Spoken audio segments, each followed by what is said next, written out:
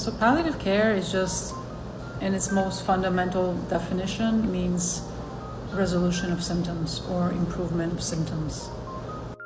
So palliative care can be the application of medical care that aims to improve a person's symptoms.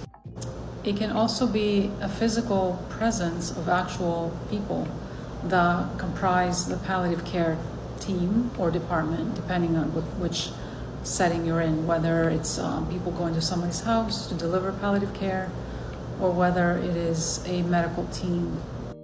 So again, in its most fundamental definitions, it is the application of symptom management by delivering medical care to the person, and that person can be in the home or the hospital. And it can also mean, palliative care can also mean the people themselves that deliver this care. So it is comprised of a team of physicians, nurses, aides, and you can have ancillary staff and supportive staff such as social workers and chaplains and maybe massage therapists and music therapists and etc. The other important thing about palliative care is that it can be given to any patient regardless of their disease state, and they certainly don't have to be terminal, though they can be.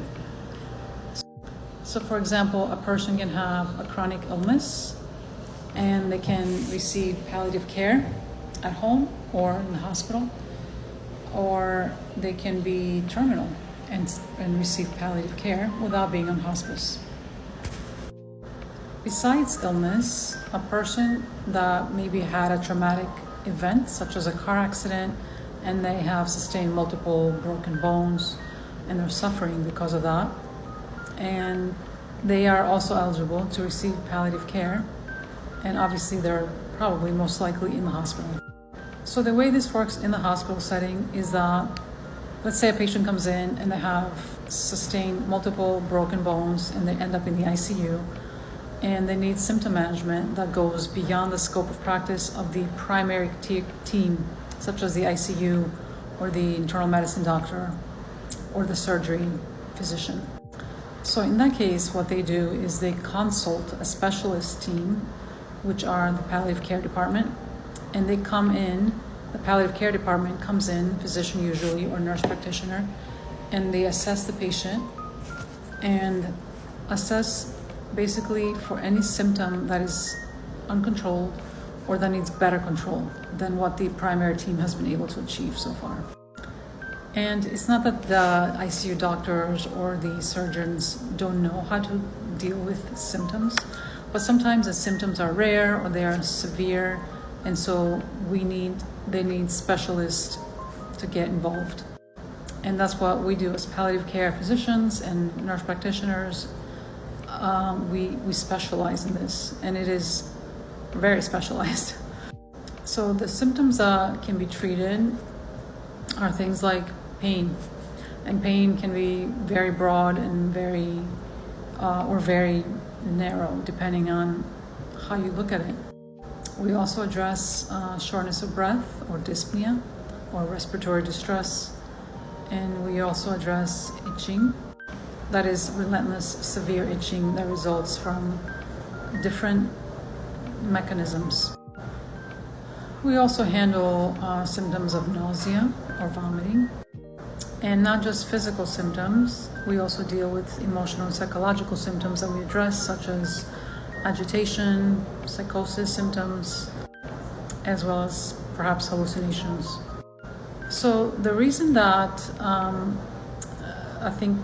the reason that palliative care needs to be involved sometimes is because while every physician and every nurse, advanced clinical practitioner, such as a nurse practitioner, has some training in some symptom management, we specialize in it because each symptom can be caused by different things.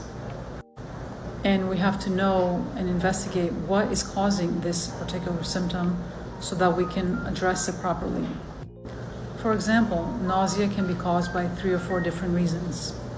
And we have to investigate and find out what is causing the person's nausea or vomiting, so that we can best address it by giving the proper medication and route of administration.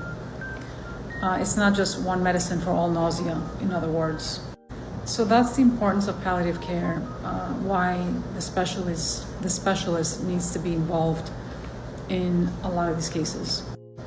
And again, palliative care can be a service that can be given to people at home if the person requires special nursing care and cannot really leave the home because their disease process is too advanced. So palliative care can be applied to at any stage of a person's illness, or, like I mentioned, a traumatic event. So a person does not need to be terminal to get palliative care. Hospice, on the other hand, is when a person has been deemed to be terminal or to have an approximate prognosis of less than 6 months. Prognosis means they are estimated that their life will not last more than 6 months, approximately. And somebody who is on hospice, who has elected consciously and willingly to enter this care, has basically said that I no longer want to seek curative treatment and I want to focus on comfort measures. And so palliative care is the application of those comfort measures at the end of life when somebody is on hospice. So just think of palliative care as the foundation of hospice, basically. Whereas palliative care is also provided alongside curative treatments and therapies that are aimed to prolong life, hospice goals are aimed to provide comfort. We are no longer seeking curative measures when somebody's on hospice. The reason for that is that in order to qualify to be on hospice, it must mean that there are no longer any options that are likely to prolong your life. There is something, though, that is confusing, and if you're not in the field yourself, you may not know about that. But there is a treatment that is allowed in hospice, and the exceptions that we make for patients being allowed to pursue treatment, for example, cancer, palliative radiation. So there are certain treatments that are called palliative radiation or palliative chemotherapy. And what those do is their purpose is not to prolong or cure, but to provide symptom management. And in that case, the reason we do it is to provide relief from pain. A lot of times we do, for example, radiation, palliative radiation, to somebody's leg because they have severe bone pain from the spread of cancer. Or they may even receive a surgical procedure to relieve pain again or other symptoms as a way to minimize suffering, not to prolong life. And palliative physicians or hospice physicians are in touch with those people that are going to be providing the therapy, and we make sure that this treatment is indeed not likely to prolong somebody's life, because if it is, that person may not qualify for hospice because their life prognosis may exceed 6 months at that time. So this was a long video, and if you're still hanging in there, thanks for watching. I will take different topics each time and introduce something different, but I felt like this was really important to share with people, because most people are very confused when they come into the hospital and they don't know that they have the right to ask their physician, their primary team, for a palliative care consult or a hospice consult.